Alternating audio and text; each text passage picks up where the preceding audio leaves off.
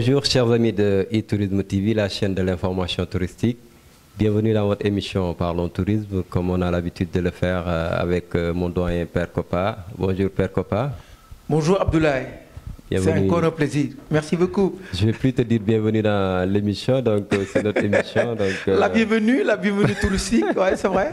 Et là, on est presque à la fin du mois de Ramadan, des moments un peu durs, mais on n'a qu'à supporter juste un peu et ça va passer. Pourquoi pas? Une chose qui a un début a toujours une fin. Ça, c'est vrai. C'est ça. Donc, souhaitons que ça se termine en beauté et que tous les pères de famille aient ce qu'on appelle le agnelé. Amin, à la maison. Amin. Mais aujourd'hui, on va parler de quoi aujourd'hui par rapport à notre Parlons Tourisme, une émission qui de plus en plus prend de l'ampleur. De l'ampleur, c'est ce que nous voulons d'ailleurs. Que cette émission aille au-delà même de nos frontières parce que le tourisme est international. Ablaye, moi je crois qu'aujourd'hui, un thème approprié, actuel, un thème actuel qui va parler de tourisme et population. Quand je parle de population, c'est les populations locales. Par exemple, les villages de vacances qui sont conçus en bord de mer à 2 pas des villages. Quelle est la relation, l'interaction entre ce tourisme et les populations? Père, vous parlez d'un sujet qui est très important parce que, comme vous le dites, on ne peut pas parler de tourisme sans inclure la population locale. C'est ça. Donc, je vais vous laisser un peu développer sur un peu les origines de ce tourisme et population locale. C'est ça. Ablaye, moi je dis a priori qu'un tourisme qui ne s'intéresse pas aux populations, ce n'est pas du tourisme, ce n'est que des voyages. Il faut faire la part des choses entre les voyages et le tourisme. Les voyages, c'est le tour opérateur, l'agent de voyage et l'hôtelier. Mais s'il y a de tourisme, c'est des systèmes de partenariat. On revient un peu sur notre option, Abdoulaye, par exemple, le balnéaire, le tourisme de masse, le tourisme Baye de Faliala. Des villages de vacances qui sont conçus en bord de mer, réservés aux ouvriers et aux fermiers français en général. C'est très bien. Mais quelle est la part des populations? C'est les plus d'extra. Ablaye, l'hôtelier, par exemple, la direction de l'hôtel ne peut pas tout avoir dans son hôtel. Il faudrait aussi que cette direction pense un peu à la population qui est à côté. Ablaye, moi je dis souvent qu'on ne peut pas continuer à créer des oasis de bonheur, et à 2 pas sentir la pauvreté. Regarde ce que l'Organisation mondiale du tourisme avait fait à Johannesburg en 2001. Ils ont rassemblé tous les grands ténors du monde pour parler du tourisme. Ils ont dit qu'aujourd'hui, il faut impérativement que le tourisme participe à la réduction de la pauvreté. C'est quoi en fait? À partir de la destination, à part de la promotion de la destination, tous les pays doivent parler tous les pays qui sont présents en Europe, ils doivent parler de la situation de leur pays. Alors celui qui se déplace, il vient pour des échanges. Je suis allé même, pourquoi ne pas dire en pleine saison touristique, dire un touriste une ardoise, un touriste un cahier, un touriste un ballon de football. C'est ça les systèmes de partenariat. Pour qu'au moins les populations sentent les retombées. Reviens un peu en arrière, Ablaye, avec Neckermann ou Reisen. Neckermann, quand il a mis en place le Club Adiana en février 1973, tu as vu ce que les villageois ont fait. Ils ont créé un village en bordure de mer extraordinaire. Toute la réalité sénégalaise était dans ce village-là. Il y a même la direction du Club Adiana qui s'est déplacée un jour pour aller là-bas. Moi, je suis un pur produit du Club Adiana. On logeait à l'hôtel, mais un jour de férié, on ne travaillait pas, on allait au village.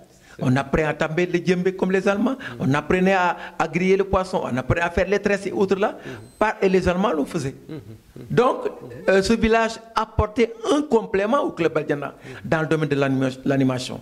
Les Allemands ne pouvaient pas rester une journée sans pour autant aller dans ce village. Et il y a eu des retombées. C'est ça.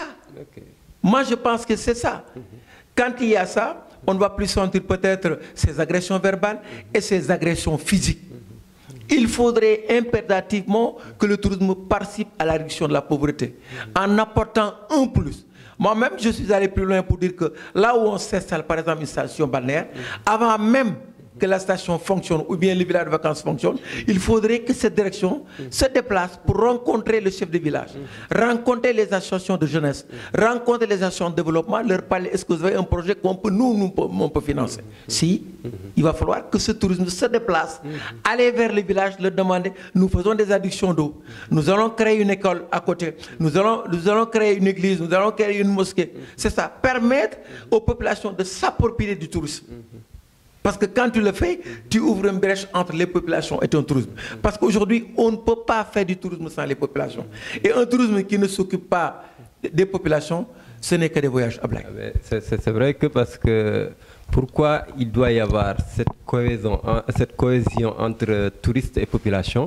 Mais tu t'imagines des touristes qui viennent dans un hôtel de la place, mais ils se déplacent dans le village, ils prennent des photos aux villageois, leurs enfants, ils rentrent pour visiter les villages, ils ont une liberté totale pour visiter dans tout le village. Mais il doit y avoir ce qu'on appelle cette part de RSE. Responsabilité sociétale. Donc ça c'est très important.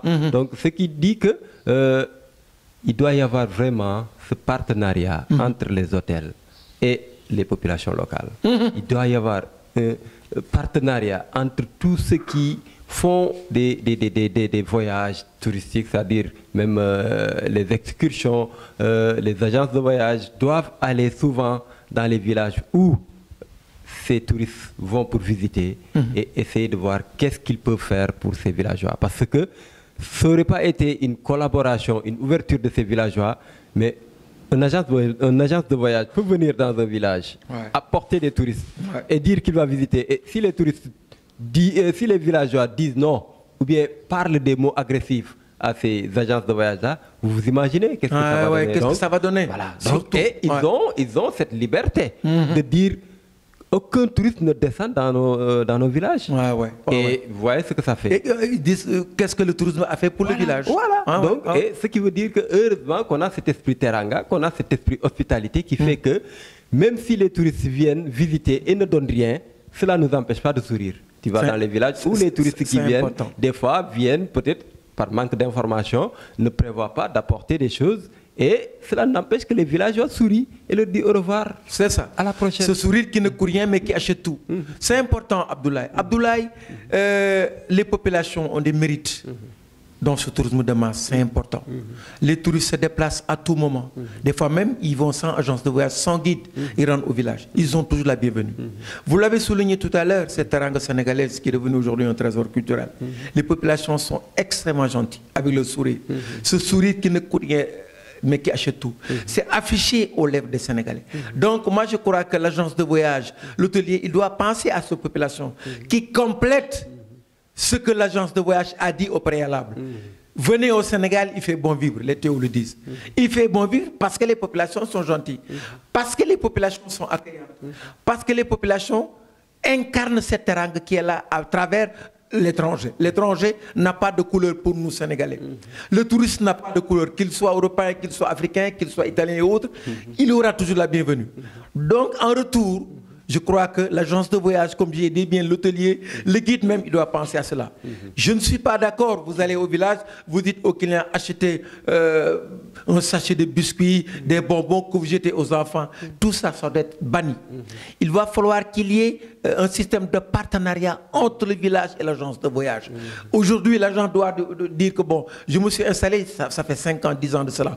Qu'est-ce que j'ai fait au village? Est-ce que je me suis occupé sur l'éducation, sur la santé, ces secteurs transversaux qui répondent à tous les secteurs de développement qui sont liés au tourisme. C'est important. D'où le moment de féliciter et remercier encore les guides. C'est important. Qui font un travail remarquable. Remarquable. Donc, nous disons félicitations à tous ces guides-là. C'est les ambassadeurs. Qui participent au-delà de leur agence de voyage. Ils demandent à ces touristes qui ont cette envie de faire, parce que des fois, c'est les touristes qui te demandent qu'est-ce qu'on peut faire pour ce village.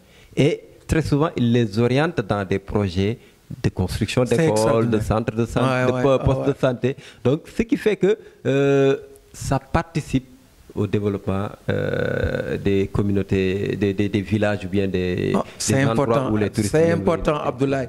Mais Abdoulaye, le guide, des fois je le compare, benn semmiñ boo jël nga dagg ci matt après semmiñ ci mbedd mi lay fanaan. Est-ce que je me fais comprendre? C'est l'interaction qu'il y a à l'agence de voyage et le guide. De tout le temps, le guide touristique n'a pas été considéré. C'est à l'arrivée de l'eau, l'ancien ministre de Wade, je pense, le ministre du Tourisme, qu'il a commencé à voir clair le rôle d'un guide. Le guide, c'est l'ambassadeur. Quelqu'un, Ablaye, qui est au début et à la fin de tout processus touristique, c'est le guide. C'est le guide. L'agence de voyage, les tour opérateurs, ils sont dans les bureaux climatisés. Le guide, il fait toutes les températures dans le Sénégal. Il fait toutes les contrées. C'est lui qui fait vivre aux touristes la réalité. La réalité, justement. Et aujourd'hui, avec toutes les aléas. Il est grand temps, Ablaye, qu'on revoie la position du guide. On me dit que c'est 8 000 francs dans la journée. Mais le guide, il mérite au moins 20 000, 25 000 francs par journée. Parce qu'il y a un pourcentage assez élevé de la clientèle qui revient, c'est à cause du guide. Le client, quand il n'est pas satisfait, avant le soir, le guide, le travail, il reprend son sourire. Il fait un travail de professeur, il fait un travail de médecin, il fait un travail de toutes les professions réunies, le guide le fait. Il est même danseur. Il est même danseur, il est même un homme de théâtre. Donc tout ça, il représente dignement son pays. Mais aujourd'hui, l'État, le ministère du Tourisme, la SPT et autres, il doit avoir un œil sur le guide. D'antan, on disait que l'agence de voyage, lui, il ne cherche à remplir les poches, les caisses. Et quand la basse saison est là, le guide est oublié. Ça, c'est vrai. Mais il va falloir pratiquer cette activité autrement. Tous ceux qui s'intéressent à ce tourisme, tous ceux qui apportent leur pierre pour la construction de ce tourisme-là, doivent être revus. À la hausse, c'est important. Mais aujourd'hui, Ablaye, on ne peut en aucun cas parler de tourisme exclure les populations. Les populations sont les Sénégalaises. Nous avons ce que les autres n'ont pas, Abdoulaye. La gentillesse des Sénégalais, le sourire des Sénégalais, la sécurité au Sénégal. C'est important, Abdoulaye. Tu ne le trouves pas ailleurs.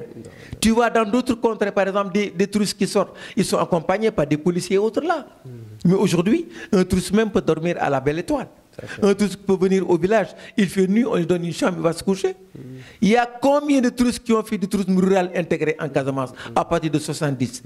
Ils étaient au fin fond de la Casamance, entre la Casamance et la Guinée-Bissau, avec le tourisme rural intégré. Il y a eu des retombées et les Casamançais en ont profité. Mais je vais juste te donner un exemple.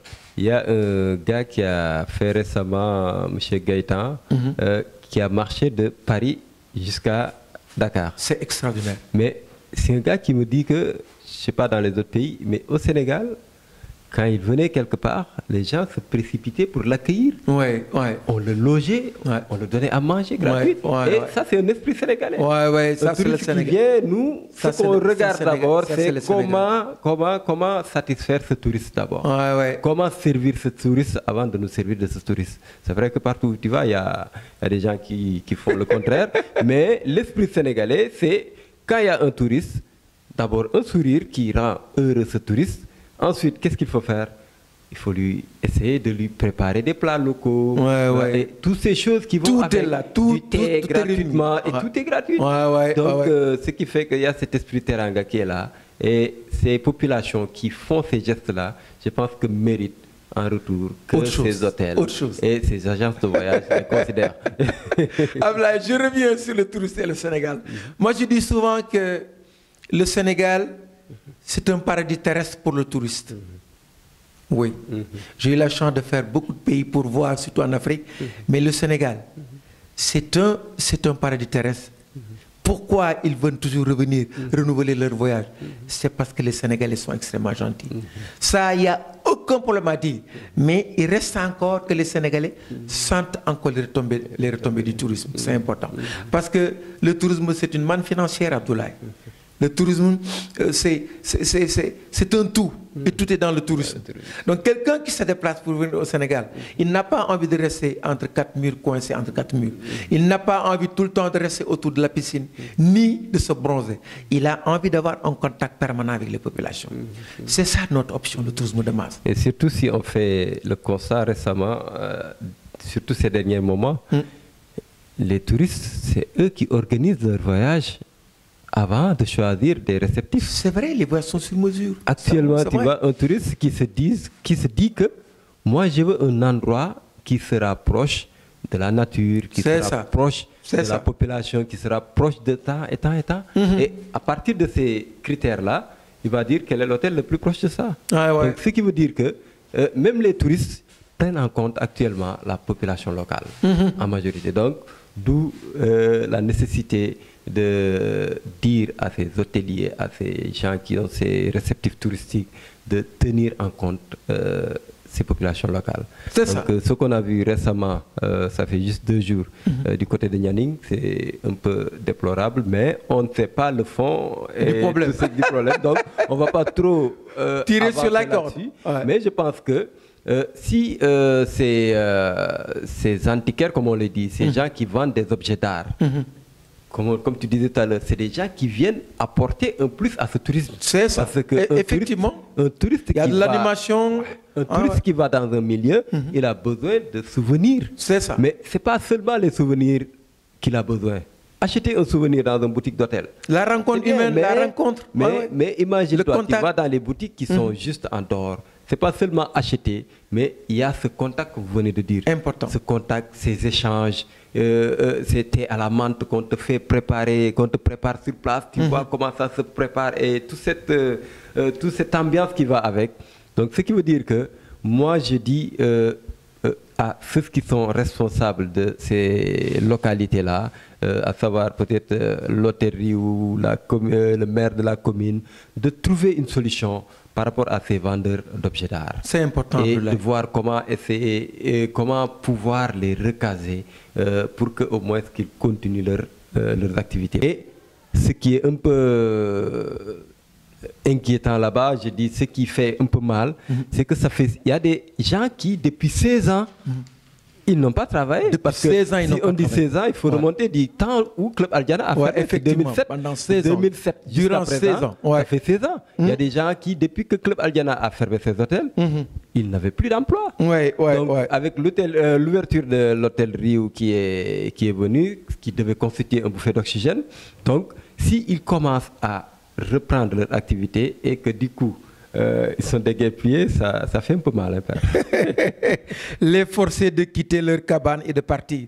Moi, je pense que là, ça ne répond pas à la logique de notre forme de tourisme. C'est le tourisme de masse, lié avec les populations.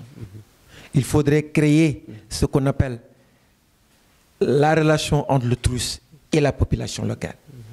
Cette ghettoisation des touristes au sein de l'hôtel, c'est banni cela. C'est banni, ce n'est pas notre formule. Il faut avoir confiance aux Sénégalais. Il faudrait que les Sénégalais sentent les retombées du tourisme. Aujourd'hui, moi je pense qu'on doit peut-être rectifier s'il y a cela. 300 plus que 1000 et quelques déguerpis. Plus de 300, je me suis trompé, il y a plus de 300 travailleurs. 300 travailleurs qui sont déguerpis dans ces cabanes-là. Moi, je ne suis pas d'accord pour ça. Il devait y avoir au préalable une certaine confrontation et échange d'idées entre la direction et les populations de ce village. Et le chef du village en tête, par exemple, ou bien l'adjoint au maire, ou bien quelqu'un d'autre, qui puisse parler au nom des populations. Moi, je crois qu'une direction doit s'enorgueillir pour dire que nous sommes là, ça fait 2 ans, mais nous avons aidé le village à se développer. C'est important. Aider le village à se développer. Parce que quand le Sénégal, mon pays, a pris son option, il a pensé à cette forme de tourisme qui puisse participer à la réduction de la pauvreté. S'il n'y a pas cela, ce n'est pas la peine. Même la direction doit tirer. Qu'est-ce que cette direction peut apporter à l'école? Des cahiers, des ardoises chaque vêtu, faire des tables bancs. C'est ça l'orientation de notre tourisme. Je ne suis pas d'accord qu'un hôtel se barricade, qu'un hôtel se ferme 24 heures sur 24 sans pour autant penser à côté.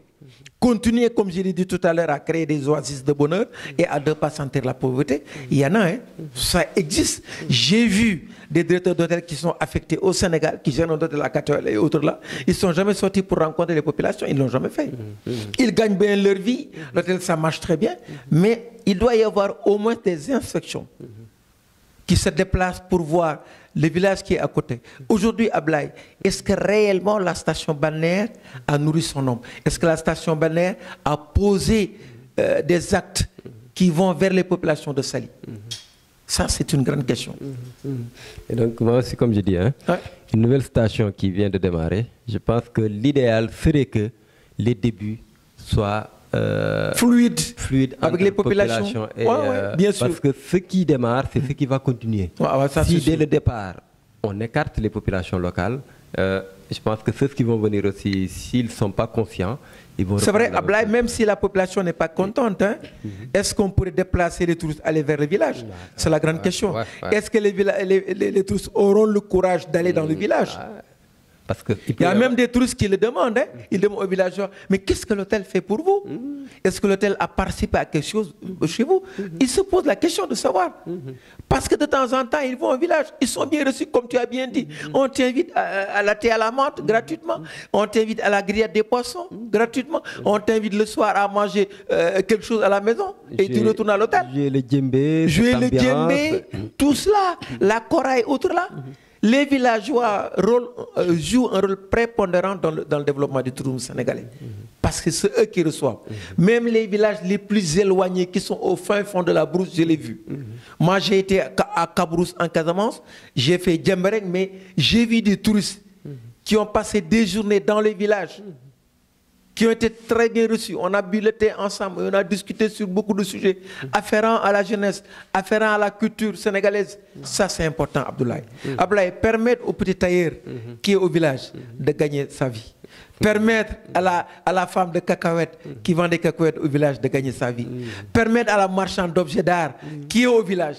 Ils font partie de la chaîne de valeur. La chaîne de valeur. Et ça complète. Justement, Abdoulaye, moi je pourrais que c'est ça en fait, Abdoulaye. Il ne faudrait pas qu'on continue à développer ce qu'on appelle des voyages uniquement, mais penser au tourisme. Si on arrive à développer le tourisme, si on arrive à mettre le tourisme sur les rails, surtout notre tourisme de masse, tout le monde est impliqué dans ce tourisme et tout le monde peut apporter sa pierre pour la relance touristique, Abdoulaye.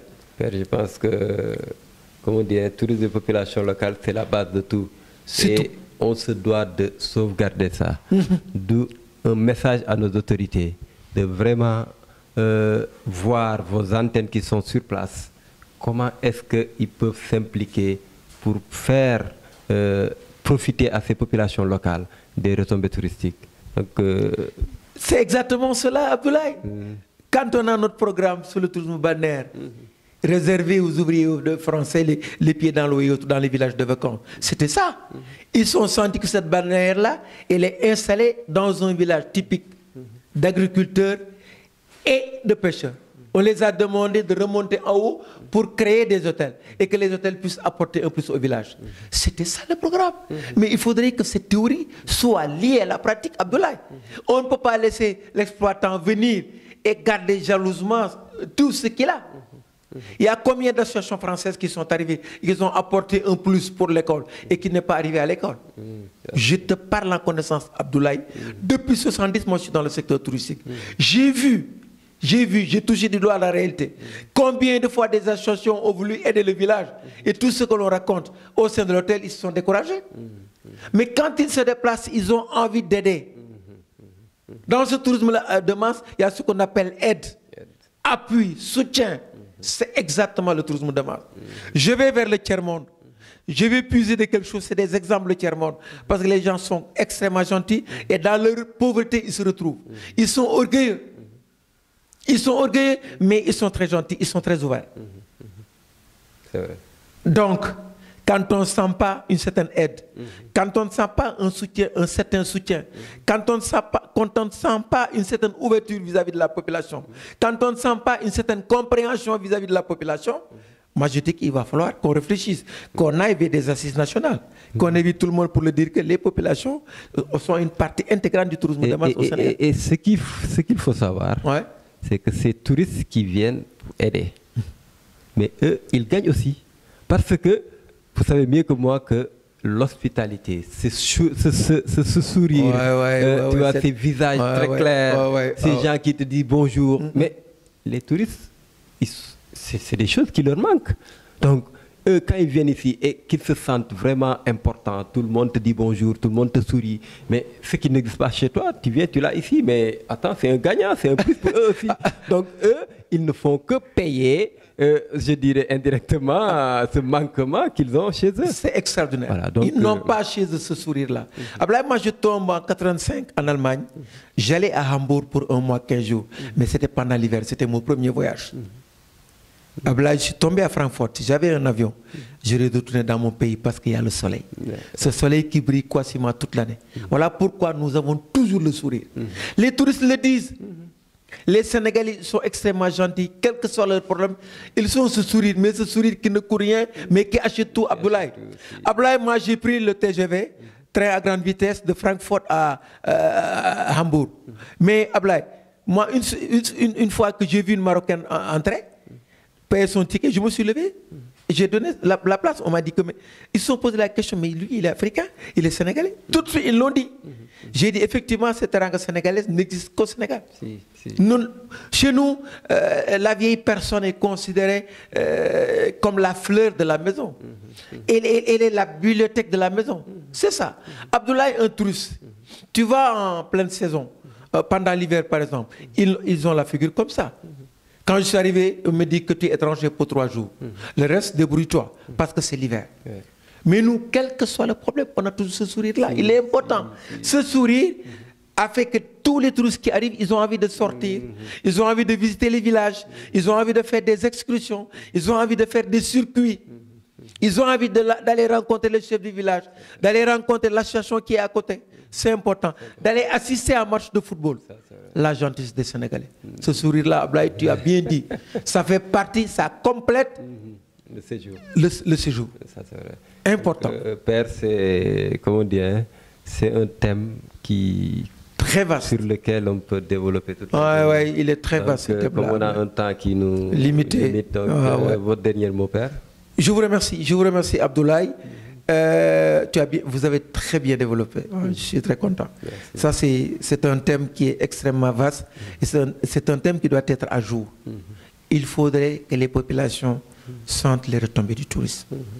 C'est les populations qui subissent les affres du tourisme. C'est les populations qui accueillent avec cette langue sénégalaise les touristes. Et quelle que soit leur destination, dans le Sénégal, les populations sont les accueillantes. C'est important. Je pense que ce n'est pas seulement ces hôtels. Entre le visiteur, Abdoulaye, et le visité, il doit y avoir une combinaison. Entre le visiteur et le visité, Abdoulaye, il doit y avoir des systèmes de partenariat, c'est important. Je remercie tous les téléspectateurs de Tourisme TV. Et Abdoulaye, je souhaite une très bonne réussite à l'ASPT, l'Agence sénégalaise de promotion touristique. Merci encore, Père. Donc, comme je dis, hein, c'est une complémentarité entre touristes et population locale. Donc, je pense que les touristes ne sont pas venus uniquement pour ces chantiers battus. Donc, ces chantiers battus. Donc, c'est des touristes qui viennent pour aussi la population. C'est ça. Donc, donnons-leur cette possibilité de rencontrer ces populations, d'échanger avec ces populations et d'aider les populations qui en ont besoin. Donc, Père, c'était tout pour notre émission. Merci Abdoulaye. Donc, chers internautes qui nous suivaient sur eTourisme TV, c'était tout pour votre émission Parlons Tourisme. Nous vous donnons rendez-vous très bientôt.